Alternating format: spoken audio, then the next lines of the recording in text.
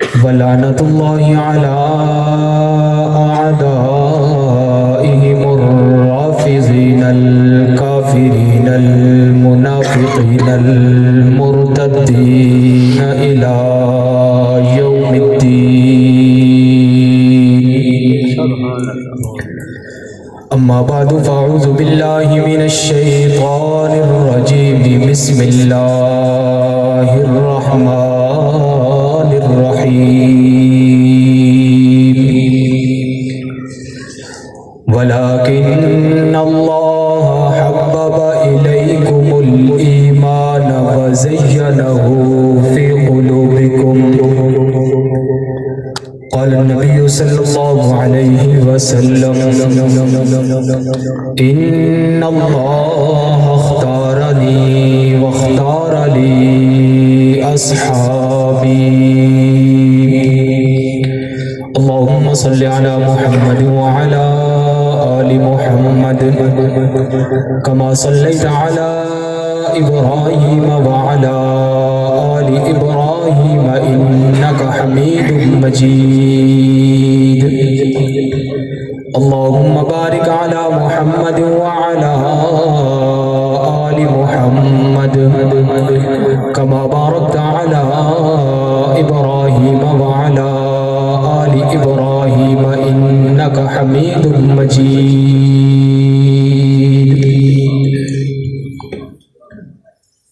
محبت کے جس نے یوں دریا بہائے، محبت کے جس نے یوں دریا بہائے، دل ان کا بھی جیتا جو سر لینے آئے. بندہ نوازی کے یوں جوہر دکھائے، خود کھائے جو اور جواہر دکھائے. میں اس جان دو عالم کا قصیدہ کیوں نہ کہوں جو مہر عنایات بھی ہے، ابر کرم بھی.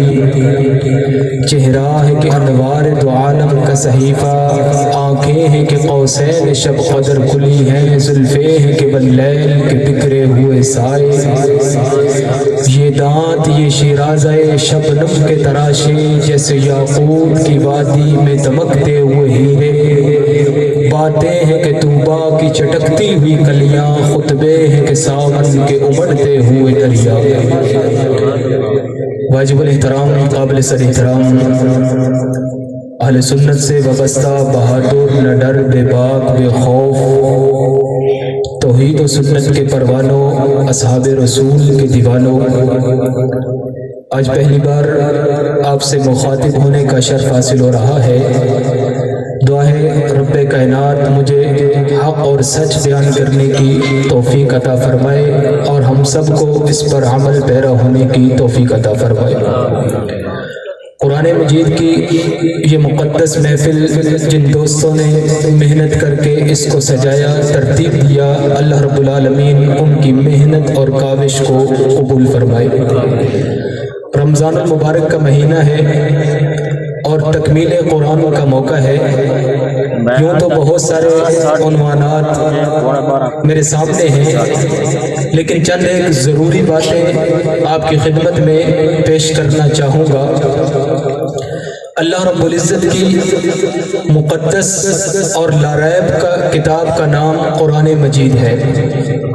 دنیا میں بہت سی کتابیں موجود ہیں، بڑے بڑے مصنفین نے کتابیں لکھی، محققین نے لکھی، لیکن جس نے بھی کتاب لکھی وہ لکھنے والا کتاب کے آخر کے اندر یا شروع میں چند ایک الفاظ لکھتا ہے.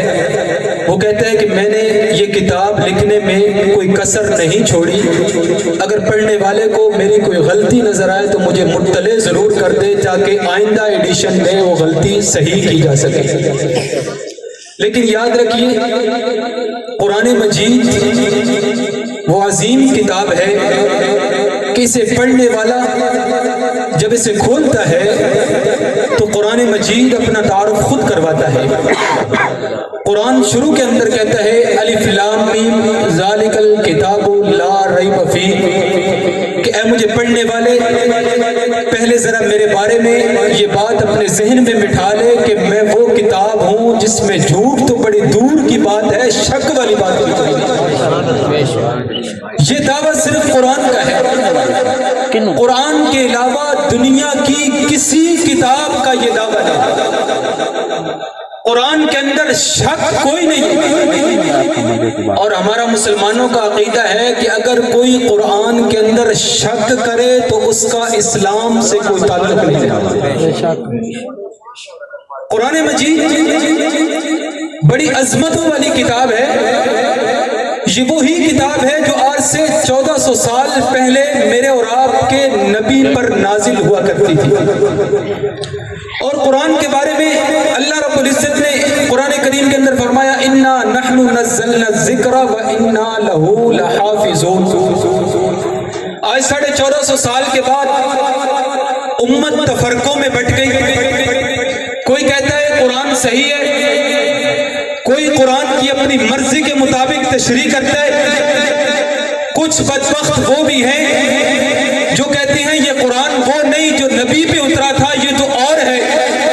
امت میں سے بعض لوگوں نے اس میں رد و بدل کر دیا تھا، اللہ کو پہلے سے پتا تھا۔ اللہ نے فرمایا اِنَّا نَحْنُ نَزَّلْنَا الذِّكْرَ وَإِنَّا لَهُ لَحَافِظُونَ کہ خبردار قرآن کو نازل بھی میں رب نے کیا ہے، اس کی حفاظت کا ذمہ بھی میرے ہی پاس ہے، اس قرآن میں کوئی رد و بدل نہیں کر سکتا۔ یہ ایک الگ عنوان ہے۔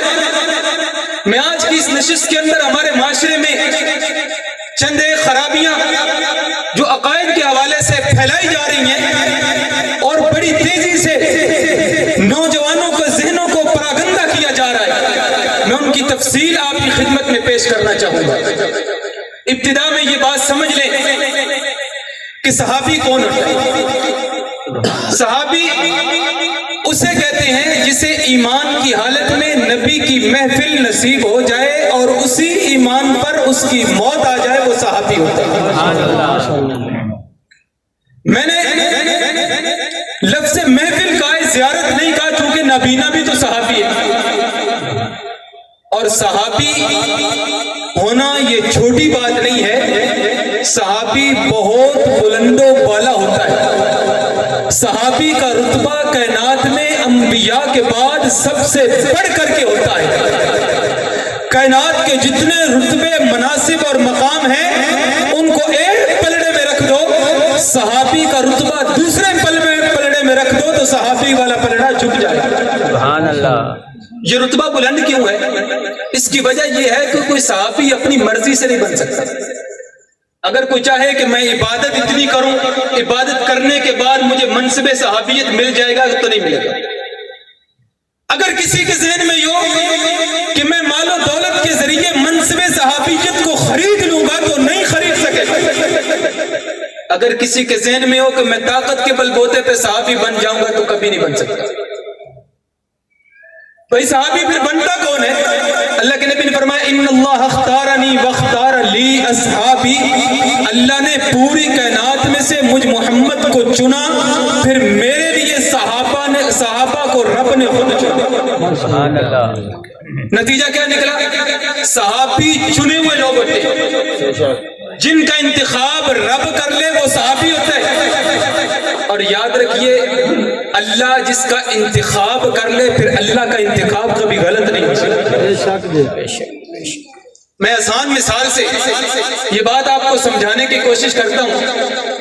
آج جیسے ہمارا جمہوری ملک ہے، الیکشن کا دور آتا ہے، بہت سارے امیدوار میدان کے اندر موجود ہوتے ہیں، پھر جب الیکشن کا رزلٹ آتا ہے ایک امیدوار جیت جاتا ہے، اعلان کرنے والا کہتا ہے فلاں امیدوار کو 1 لاکھ لوگوں نے منتخب کیا ہے، پھر اس منتخب شدہ بندے کو اگر کوئی راستے پہ کھڑا ہو کے گالی دے، کوئی کہے یہ غلط ہے، دوسرا کہتا ہے بابا نا اسے غلط مت کہنا، یہ تو وہ ہے جس کا انتخاب 1 لاکھ لوگوں نے کیا ہے، اور ان 1 لاکھ میں علماء بھی ہے، صلحاء بھی ہے، مفسر بھی ہے، محقق بھی ہے، معاشرے کے شریف لوگ بھی ہیں، تو پھر مجھے بتاؤ 1 لاکھ لوگوں کے چنے ہوئے کو تم غلط نہیں کہہ سکتے، جن کا انتخاب رب کر لے وہ کیسے غلط؟ بات سمجھ آ گئی؟ صحابی غلط نہیں ہو سکتا، صحابی غلط نہیں ہو سکتا. اگر ہم منصب صحابیت کو، مقام صحابیت کو سمجھ لیں تو امت کے بہت سارے جھگڑے ختم ہو سکتے ہیں. اس کی وجہ کیا ہے؟ ہمارے پاس جو دین پہنچا ہے اس کے گواہ صحابہ ہیں، بے شک اس کے راوی صحابہ ہیں، پہنچانے والے صحابہ ہیں. اگر انہی کا مقام ہم صحیح انداز میں سمجھ لیں بہت سارے فتنے دم توڑ جائیں گے. آج ہمارے پاس قرآن کریم موجود ہے، ہمارا عقیدہ اور ایمان ہے کہ یہ اصلی حالت میں موجود ہے. بے شک. مجھے بتاؤ قرآن یہاں آپ کے علاقے میں کس نے پہنچایا؟ صحابہ نے. بھائی سب نہیں، جو ماننے والے صرف وہ بولے. کس نے پہنچایا؟ کس نے بتایا کہ پیغمبر دنیا میں تشریف لائے، آخری نبی بن کر کے آئے؟ کس نے بتایا نبی پہ قرآن نازل ہوا تھا؟ کس نے بتایا نبی بدر میں کفار کے مقابلے میں آئے؟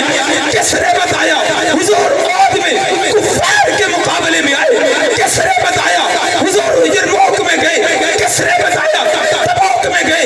کس نے بتایا شہید ہوئے؟ کس نے بتایا کعبہ کو چھوڑنا پڑا تو چھوڑ دیا؟ بولو کس نے بتایا؟ اگر بتانے والے ہی غلط ہوں تو پھر بات غلط ہو جاتی.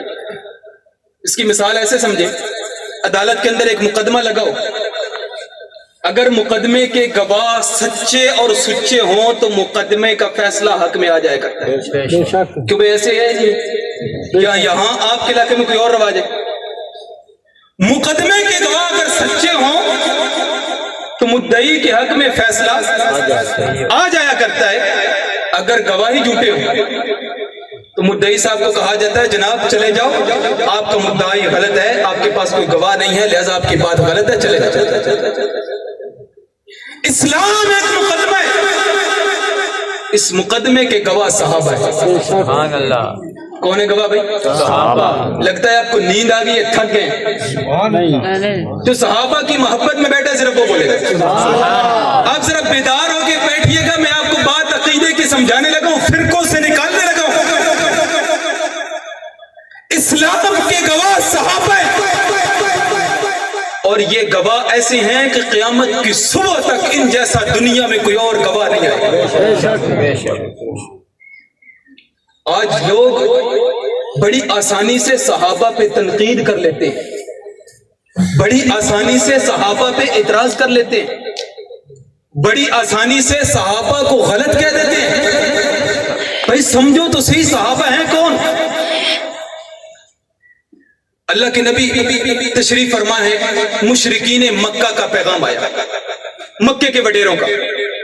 کہا کہ محمد تیری بات سننے کو تیار ہیں لیکن ایک شرط ہے. پوچھا وہ شرط کیا ہے؟ کہا کہ تیری محفل میں یہ جو تیرے ساتھی ہیں صحابہ، یہ بڑے غریب لوگ ہیں، ان کی معاشرے میں حیثیت کم ہے، ہم چودھری ہیں، وڈیرے ہیں، مالدار ہیں، ہم ان کے ساتھ بیٹھے ہماری عزت پہ ہر بات آئے، لہٰذا ہمیں الگ سے ٹائم دیجئے، ان کو اٹھائیے، ہمیں بٹھائیے، بات کیجئے. اب بظاہر بات عقل کو بھی لگتی ہے، صحابہ تو غریب تھے. اللہ کے نبی نے بھی فیصلہ نہیں کیا. صحابہ میں سے کوئی کہنے لگا یا رسول اللہ یہ تو ہیں ہی اپنے، آپ تھوڑی دیر کے لیے ان کو اٹھا دیں تو یہ برا بھی نہیں مانیں گے، آپ ان کو بلا کے سن لیں. اگر میرے نبی صحابہ کو اٹھا دیتے، ان کو بلا کے سن لیتے تو کوئی حرج والی بات نہیں تھی. لیکن ابھی نبی نے فیصلہ نہیں دیا، بات مشورے کے اندر ہے. عرشوں سے جبریل امین قرآن کی آیات لے کر کے آ گئے، نبی کو کہا اے پیغمبر، اللہ فرماتے ہیں وَلَا تَطْرُدِ الَّذِينَ يَدْعُونَ رَبَّهُمْ بِالْغَدَاةِ وَالْعَشِيِّ يُرِيدُونَ وَجْهَهُ. اے پیغمبر یہ بڑے تیری بات مانے، شرع مانے، اپنے یاروں کو محفل سے اٹھانا. رب تو اتنا بھی گوارا نہیں کرتا کہ صحابہ نبی سے کچھ دیر کے لیے جدا ہو جائیں. بتاؤ پھر صحابہ کی عظمت ہے یا نہیں ہے؟ ہے یا نہیں ہے؟ جو ایسے لوگ ہوں ان کو برا کہا جا سکتا ہے، ان پہ اعتراض کیا جا سکتا ہے، ان پہ تنقید کی جا سکتی ہے. ہم نے مقام صحابہ کو سمجھا ہی نہیں. اگر اگر صحابہ کے مقام کو سمجھ لو گے بہت سارے جھگڑے لڑائیاں فرقے سب ختم ہو جائیں گے. بے شک. اور دلیل صحابہ اتنے بلند و بالا کیوں؟ صحابہ اتنی عظمت والے کیوں؟ آج بڑی آسانی سے صحابہ پہ تنقید کر دیتے ہو. جسے اپنے شجرے کا پتہ نہیں ہوتا وہ بھی اصحاب رسول کے ایمان پہ بیٹھ کے بحث کرتے ہیں. آؤ نہ دیکھو صحابہ کتنی عظمت والے ہیں. اسلام کی ایک جنگ ہوئی جس کا نام بدر ہے سن 2 ہجری میں. مسلمانوں کی تعداد 313 ہے. کتنی ہے؟ 313. ابتدا اسلام کا زمانہ ہے, بڑا مشکل دور ہے. ان کے پاس لڑنے کا ساز و سامان بھی نہیں ہے, تن کو ڈھانپنے کے لیے کپڑے نہیں ہیں, پاؤں میں پہننے کے لیے جوتے نہیں ہیں, لڑائی کے لیے سواریاں نہیں ہیں, ساز و سامان نہیں ہے. مقابلے میں 1000 کا لشکر ہے جو ہر طرح کے اسلحے سے لیس ہے. اللہ نے حکم دیا کہ اے پیغمبر اپنے جانثاروں کو لے کر کے بدر کے میدان میں مشرکین مکہ سے ٹکرا جاؤ. نبی نے ساتھیوں کو جمع کیا, نبی نے ساتھیوں سے مشورہ مانگا. نبی نے کہا میرے یارو بتاؤ تمہارا کیا خیال ہے؟ میرے نبی کے ایک صحابی کھڑا ہوا, دل پہ ہاتھ رکھ کے بات کو سمجھیے گا, مقام صحابہ کو سنیے گا, سمجھیے گا, ذہنوں کو حاضر کر کے دیکھیے گا. صحابی کھڑا ہوا, یا رسول اللہ ہم موسیٰ کے صحابہ کی طرح نہیں کہیں گے کہ جا تو اور تیرا نبی جا کے جہاد کرے, تو اور تیرا رب جا کے جہاد کرے. یا رسول اللہ ہم وہ نہیں ہیں. یا رسول اللہ ہم تو وہ ہیں آپ کے دائیں سے لڑیں گے, بائیں سے لڑیں گے, آگے سے لڑیں گے, پیچھے سے لڑیں گے, آپ حکم دیں گے دریاؤں میں کودنے کے لیے تیار ہیں. نبی علیہ الصلوۃ والسلام نے ان 313 کو لے کے بدر کے میدان میں, بدر کے میدان میں ایک بلند ٹیلے پہ نبی نے ایک چھپر بنوایا. کھجور کی شاخوں کا یہ چھپر ہے جہاں نبی علیہ الصلوۃ والسلام نے بیٹھ کر کے بطور اس جنگ کے جرنیل اس جنگ کو لیڈ کرنا ہے. نبی علیہ الصلوۃ والسلام اس چھپر کے اندر بیٹھے ہیں, رات کا وقت ہے. صحابہ کو برا کہنے والوں ذرا دل پہ ہاتھ رکھ کے سوچئے گا. بخاری شریف کے اندر موجود ہے یہ حدیث مبارکہ, اور بھی بہت ساری کتابوں میں موجود ہے. اللہ کے نبی نے رات کا وقت ہے رب کی بارگاہ میں یوں ہاتھ اٹھائے, سبحان اللہ, ہاتھ اٹھائے. الفاظ کیا ہے؟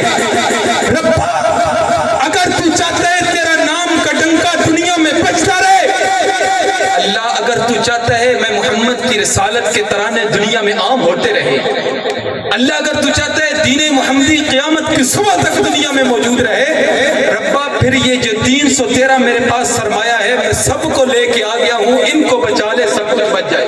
ماشاءاللہ, سبحان اللہ. اللہ نے پھر عرشوں سے فرشتوں کو بھیج کر ان 313 کو 1000 پہ فتح عطا فرمائی.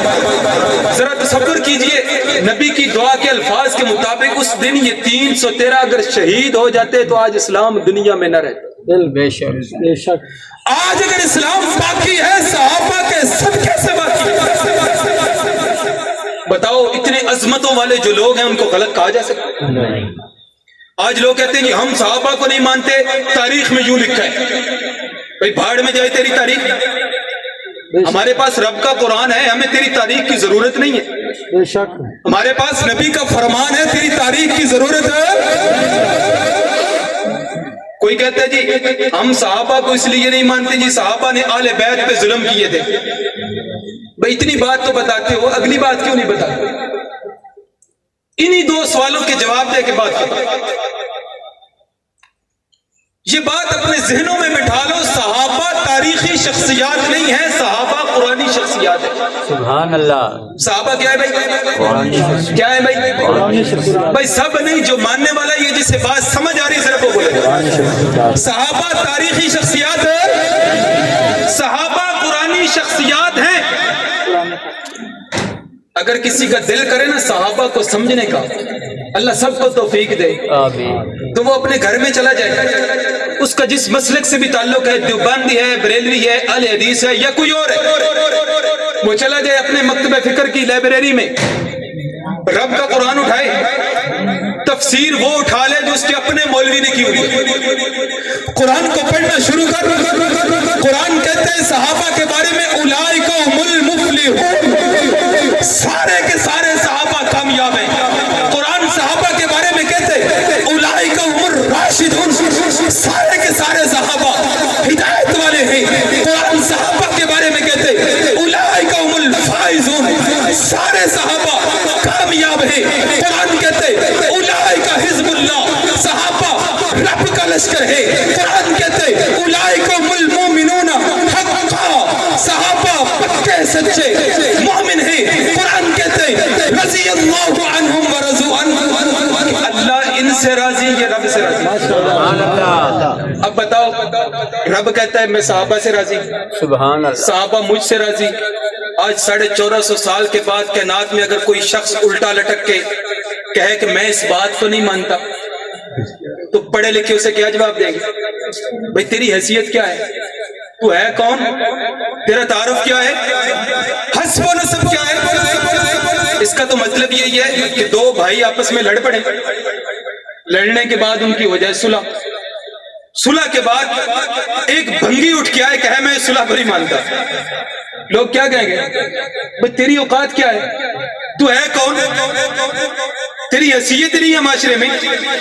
जब रब को सहाबा पे इत्मीनान है, सारी कायनात उल्टी भी लटक जाए, सहाबा की शान में कोई फर्क आ सकता नहीं। अलबत्ता इतना जरूर होगा, अगर सहाबा की बुराई करोगे अपना ईमान खत्म हो जाएगा। बेशक।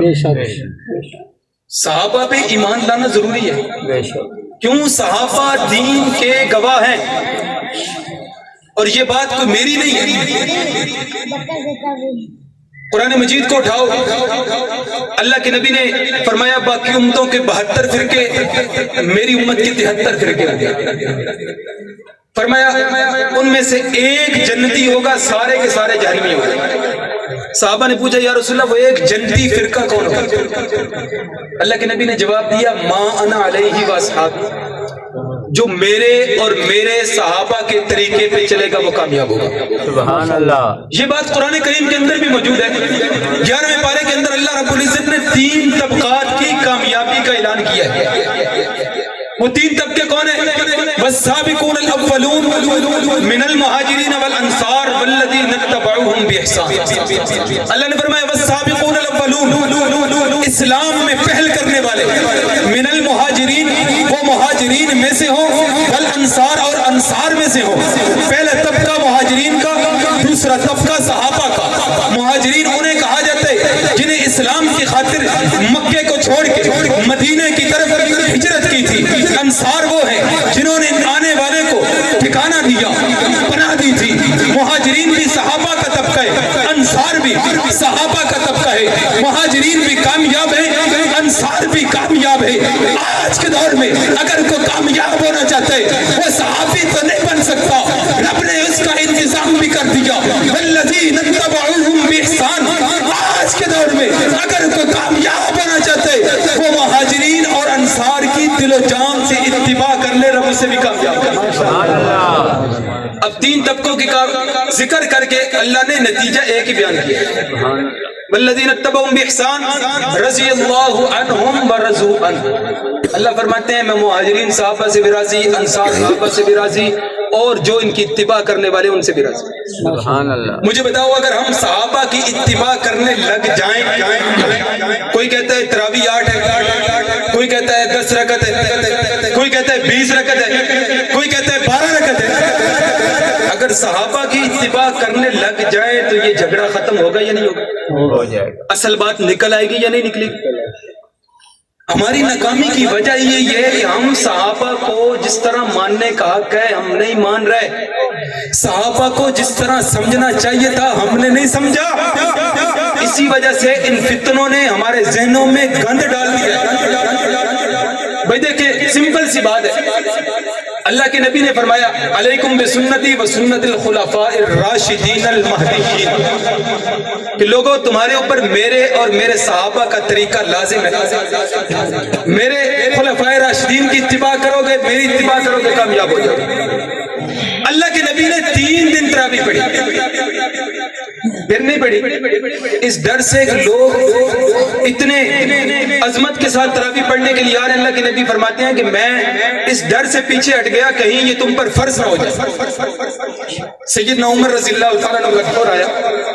سیدنا عمر رضی اللہ تعالیٰ نے حکم جاری کیا کہ مساجد کے اندر 20 رکعت تراویح کا اہتمام کرو, مساجد کو آباد کرو. اب عمر حکم دینے والے ہیں, ہم کیسے کہیں کہ ہم عمر کی بات نہیں مانیں گے؟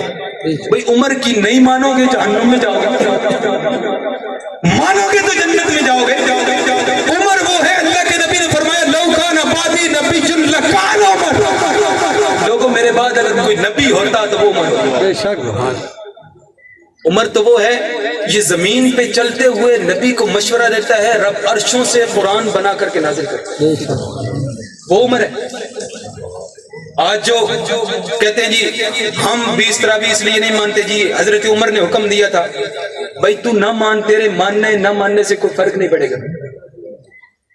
اسلام وہی ہے جو نبی پہ نازل ہوا, نبی نے صحابہ کو دیا, صحابہ نے امت کو دے دیا. اسلام وہی ہے. اس میں کمی کرو گے تب بھی مجرم بنو گے, زیادتی کرو گے تب بھی مجرم بنو گے. جس طرح ہے اسی طرح مانو گے پھر کامیابی ملے گی. اس لیے ان باتوں میں مت پڑا کرو. آپ کے سامنے جو بھی مسئلہ ہے آپ اس میں دیکھو صحابہ نے اس بارے میں کیا کہا. مثال کے طور پہ آپ نے نماز پڑھنی, آپ دیکھو صحابہ نے نماز کیسے پڑھی. آپ نے روزہ رکھنا ہے, آپ دیکھو صحابہ نے روزہ کیسے رکھا. پڑوسیوں کے حقوق صحابہ نے کیا ادا کیے, مسجد صحابہ نے کیسے آباد کی, تراویح صحابہ نے کیسے پڑھی, مساجد کو آباد صحابہ نے کیسے کیا, جنگیں صحابہ نے کیسے کی. ایک ایک مسئلے کے اندر جب صحابہ کے عمل کو دیکھو گے تو ناکامی آپ سے کوسوں دور چلی جائے. یہ کام کرو گے کوئی مشکل کام نہیں ہے, آسان کام ہے. اللہ نے آپ کو عقل دیا, دولت دی, وقت دیا, زندگی دی. آپ صحابہ کی واقعات کو, صحابہ کو پڑھیں گے تو آپ کی زندگی سمجھ جائے گی. بات صحابہ کی چل رہی, چلتے چلتے بتا دوں صحابہ ہیں کون. آج ہم مسائل میں گھرے ہوئے ہیں.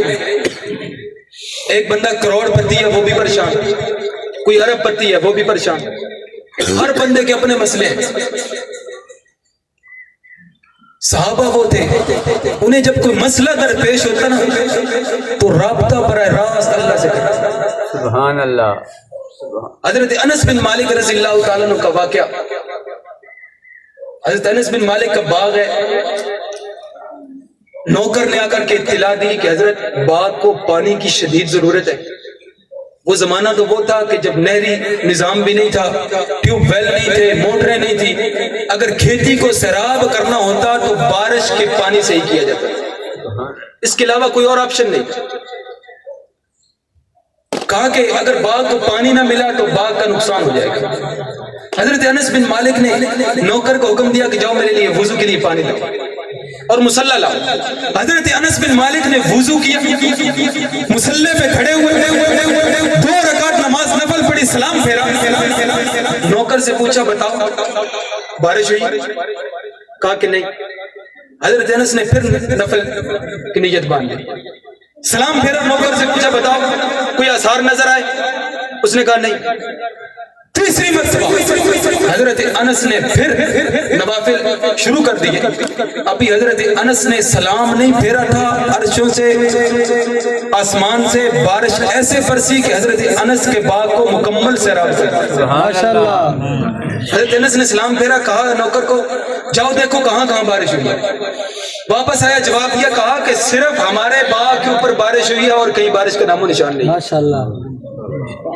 صحابہ دل سے مانتے تھے رب. آج ہم نماز پڑھتے ہیں, نماز کے اندر ہمارا خیال موجود ہے. کوئی دکان والا ہے تو نماز پڑھے گا, اس کا خیال اپنی دکان میں. کوئی کھیتی باڑی سے وابستہ ہے, نماز کی نیت باندھے گا, اس کا خیال اپنے کاموں میں. صحابہ نماز ایسے پڑھتے تھے. سیدنا حضرت علی المرتضیٰ رضی اللہ تعالیٰ عنہ کا واقعہ موجود ہے. پنڈلی کے اندر تیر پیوست ہو گیا. حکیموں نے کہا کہ اسے نکالیں گے تو بہت زیادہ تکلیف ہوگی. کہا کتنی تکلیف ہوگی؟ کہا اتنی تکلیف ہوگی آپ برداشت نہیں کر سکے. حضرت علی نے فرمایا کوئی بات نہیں، جب میں نماز کی نیت باندھوں گا تم اپنا کام کرو. سبحان اللہ. سیدنا حضرت علی المرتضیٰ رضی اللہ عنہ نے نماز کی نیت باندھی، حکیموں نے تیر نکال لیا، سلام پھیرا، ان سے پوچھا تم نے تیر نہیں نکالا؟ انہوں نے کہا ہم تو کس وقت سے نکال چکے ہیں. کہا کہ مجھے تو پتہ ہی نہیں چلا. ماشاءاللہ. سبحان اللہ. اور ایک آج ہم ہیں پاؤں میں کانٹا چھپ جائے، مسجد نہیں آتے، سر میں درد ہو جائے، روزہ نہیں رکھنا. ہم دین کو پارٹ ٹائم کرتے ہیں، دینی کام. اگر ٹائم بچ گیا یہ شغل میلے میں کر لیا تو کر لیا، ورنہ ہم نہیں کرتے. مسلمانوں، اللہ نے دنیا میں ہمیں کسی مقصد کے لیے بھیجا ہے، اور وہ مقصد ہے وَمَا خَلَقْتُ الْجِنَّ وَالْإِنسَ إِلَّا لِيَعْبُدُونَ. اللہ کہتے ہیں میں نے تمہیں اپنی عبادت کے لیے دنیا میں بھیجا ہے. اب آپ میں سے کوئی کھڑا ہو کے کہے گا مولوی صاحب اگر ہر وقت عبادت ہی کرنی ہے، کھائیں گے کہاں، پیئیں گے کہاں، گھر کے خرچے. بھائی آپ ہر دنیا کا کام اگر نبی کے بتائے ہوئے طریقے کے مطابق کریں گے تو آپ کی وہ بھی عبادت ہوگی. سبحان اللہ. حتیٰ کہ آپ قضاء حاجت کے لیے جائیں، آپ نبی کے بتائے ہوئے طریقے کے مطابق بیٹھیں، آپ کا قضاء حاجت کے لیے بیٹھنا بھی عبادت میں شمار ہوگا. یہ کام کرو گے انشاءاللہ. دین کی طرف رجوع کرو گے، اپنے بچوں کو دینی تعلیم دلواؤ گے. دوسری بات کہ ہم صحابہ کو اس لیے نہیں مانتے، صحابہ نے اہل بیت سے جنگ کی، اہل بیت پہ ظلم ہوگا. بھائی دیکھیں ایک بات اپنے ذہنوں میں بٹھا لیں، ہم اہل سنت ہیں، صحابہ بھی ہمارا ایمان ہے، اہل بیت بھی ہمارا ایمان ہے. اگر کوئی بندہ صحابہ کو مانتا ہے اہل بیت کو نہیں مانتا تب پکا کافر ہے. اگر کوئی اہل بیت کو مانتا ہے صحابہ کو نہیں مانتا پھر بھی پکا کافر ہے. مومن وہی ہوگا، مسلمان وہی ہوگا جو صحابہ اور اہل بیت دونوں کو مانے گا. ایک کو بھی چھوڑے گا مسلمان نہیں رہے گا. اب اگلی بات، صحابہ اور اہل بیت میں کسی قسم کی کوئی جنگ، کوئی لڑائی نہیں تھی. یہ آپس میں شیر و شکر تھا، آپس میں بھائی چارہ تھا، ان کے اندر پیار اور محبت تھا. مجھے بتاؤ ہم اگر کسی کو رشتہ دیں اپنی بیٹی کا، پیار کی بنیاد پہ دیا جاتا ہے یا لڑائی کی بنیاد پہ دیا جاتا ہے؟ محبت کی بنیاد پہ رشتہ داری کی جاتی ہے، اعتماد کی بنیاد پہ رشتہ داری کی جاتی ہے. تم صحابہ کی لڑائیاں بتاتے ہو، پوری بات نہیں بتاتے. سیدنا ابو بکر صدیق کی بیٹی نبی کی بیوی، سیدنا عمر کی بیٹی نبی کی بیوی، نبی کی 2 بیٹیاں عثمان غنی کے نکاح میں آئی، نبی کی 1 بیٹی سیدنا علی کے نکاح میں آئی، سیدنا علی کی بیٹی سیدنا عمر کے نکاح میں آئی. بتاؤ یہ آپس میں یہ رشتہ داریاں یہ محبت کی بنیاد پر ہی تھیں یا نفرت کی بنیاد پر تھیں؟ محبت کی. اور اگر 2 بھائیوں میں اختلاف ہو جائے، لڑائی ہو جائے، جھگڑا ہو جائے، بعد میں صلح ہو جائے تو پھر عقل مند بندہ اس لڑائی کو یاد نہیں کرتا، وہ کہتا ہے صلح ہو گئی ہے، بات ختم ہو گئی ہے. اصل میں آج جو لڑائیاں بتاتے ہیں یہ اسی نسل کے اندر سے موجود ہیں جنہوں نے یہ لڑائیاں کروائیں، یہ غلط فہمیاں پھیلائی تھی. حقیقت میں صحابہ کے اور اہل بیت کے اندر آپس میں کوئی لڑائی جھگڑا نہیں. اب دیکھو نا، سیدنا ابو بکر صدیق خلیفہ ہے، سیدنا علی ابو بکر کے مشیر ہیں، سیدنا عمر خلیفہ ہے، سیدنا علی المرتضیٰ رضی اللہ تعالیٰ عنہ قاضی ہیں، سیدنا حضرت عثمان غنی رضی اللہ تعالیٰ عنہ کے گھر کا محاصرہ باغیوں نے کیا ہوا ہے. سیدنا علی نے اپنے دونوں بیٹوں حسن و حسین کو کہا کہ جاؤ میرے بیٹوں چچا عثمان کے دروازے پہ کھڑے ہو کر کے پہرا دو، تمہارے چچا کو کوئی نقصان نہ پہنچے. سیدنا حضرت امیر معاویہ رضی اللہ تعالیٰ عنہ سیدنا حضرت علی المرتضیٰ کے درمیان ایک جنگ ہوئی، کروانے والے وہی تھے جو آج گلے پھاڑ پھاڑ کر ان جنگوں کا تذکرہ کرتے ہیں. جب یہ جنگ ختم ہو گئی، اس جنگ کے بعد روم کے بادشاہ نے حضرت امیر معاویہ کو خط لکھا، کہا کہ معاویہ اگر تو میرا ساتھ دے دونوں مل کے علی پہ جا کر کے حملہ کرتے ہیں. یہاں ایک بات سمجھ لیں، اگر سیدنا حضرت امیر معاویہ اور سیدنا علی کے درمیان واقعتاً کوئی جنگ ہوتی، آپس میں کوئی تنازع ہوتا، امیر معاویہ کے پاس اس سے بہتر موقع بدلہ لینے کا اور کوئی نہیں تھا. سیدنا امیر معاویہ نے اس خط کے جواب میں بڑے عجیب الفاظ لکھے. فرمایا اور رومی کتے اگر تو نے علی کی طرف میلی آنکھ کر کے دیکھا امیر معاویہ علی کا سپاہی بن کر تیری آنکھیں نکال کے تیرے ہاتھ میں دے دے. تیری جرأت کیسے ہوئی علی کے خلاف بات کرنے کی؟ ادھر سیدنا علی المرتضیٰ محفل لگی ہوئی ہے, محفل میں سے کسی بندے نے سیدنا امیر معاویہ کے بارے میں غلط باتیں کی. سیدنا علی کے کانوں میں جب یہ باتیں پڑی فرمایا خبردار ان ربنا واحد ونبینا واحد. معاویہ کو برا مت کہو, معاویہ کا اور میرا رب ایک ہے, قرآن ایک ہے, رسول ایک ہے. ہمارے درمیان جو لڑائی ہوئی تھی یہ سیدنا عثمان غنی رضی اللہ تعالیٰ عنہ کے قاتلوں سے بدلہ لینے کے متعلق اختلاف ہوا. یہ کوئی کفر اسلام کی لڑائیاں نہیں تھی. اللہ نے قرآن میں فرمایا اولئک هم المفلحون, سارے صحابہ کامیاب ہیں. اب اس سب میں علی بھی آ گئے, معاویہ بھی آ گئے, حسن و حسین بھی آ گئے, ابو بکر بھی ہے, عمر بھی ہے, عثمان بھی ہے, طلحہ بھی ہے, زبیر بھی ہے, عائشہ بھی ہے, حفصہ بھی ہے, سارے صحابہ ہیں. اگر کسی ایک کو بھی برا کہو گے قرآن کی 1250 آیات کا انکار لازم آئے گا. صحابہ کو برا کہو گے صحابہ کی شان میں کوئی فرق نہیں آئے گا لیکن اپنا ایمان ختم ہو جائے گا. صحابہ کی عظمت کتنی ہے, یہ کتنے عظمتوں والے لوگ ہیں. میرے نبی کے صحابہ کی ایک جماعت جہاد کے لیے چلتی جا رہی ہے افریقہ کے جنگلات آگے راستے میں, رات کا وقت ہو گیا, فیصلہ ہوا کہ رات یہاں گزارنی ہے. مجمع میں سے ایک اٹھا, اس نے اپنے امیر کو کہا کہ جناب یہ جنگل ہے, اس میں ہر طرح کے درندے موجود ہیں, یہاں اگر رات گزاریں گے تو درندے ہمیں نقصان پہنچا سکتے ہیں. قربان جاؤں میرے نبی کے ایک صحابی ایک بلند ٹیلے پہ چڑھا. ذرا دل پہ ہاتھ رکھیے, صحابہ کو برا کہنے والوں تم سے بہتر تو جنگل کے وہ درندے تھے. میرے نبی کے صحابی نے اعلان کیا اور جنگل کے درندوں ہم محمد کے غلام ہیں, ہم نے جنگل میں رات گزارنی, ہمارے لیے جنگل خالی کر دو. آج بھی 1450 سال کے بعد جا کر کے دیکھ لو اس جنگل میں کوئی درندہ نہیں ملا. ماشاءاللہ سبحان اللہ.